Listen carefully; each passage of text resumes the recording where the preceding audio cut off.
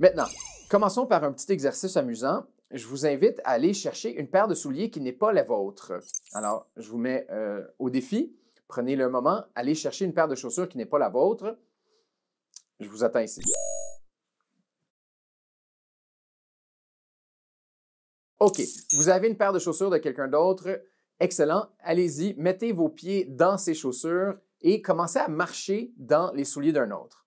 Habituellement, lorsqu'on se fait demander de porter les chaussures d'un autre, c'est quelque chose qui est un petit peu désagréable. On est beaucoup plus confortable dans ses propres chaussures que dans les chaussures d'un autre. Alors, si vous avez eu le courage et que vous êtes allé chercher une paire de chaussures, tant mieux. C'est signe que déjà, votre muscle d'empathie est peut-être un peu plus adapté. Si vous avez senti ce désagrément d'essayer quelque chose de nouveau et de se mettre dans les souliers d'un autre, c'est peut-être le temps pour vous de pratiquer encore plus votre empathie. Prenez connaissance de comment est-ce que vous vous sentez dans cette paire de chaussures-là. Pensez à comment vous vous sentez en premier et ensuite, pensez à comment se sent la personne qui habituellement porte ces chaussures.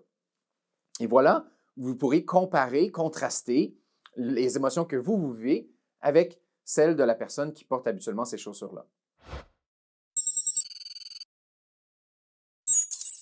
Mais avant de commencer à marcher, j'imagine qu'à un certain moment, vous avez eu un sentiment de dégoût. Vous avez eu un sentiment comme quoi vous n'avez pas envie de mettre les chaussures d'autrui, n'est-ce pas? C'est tout à fait naturel.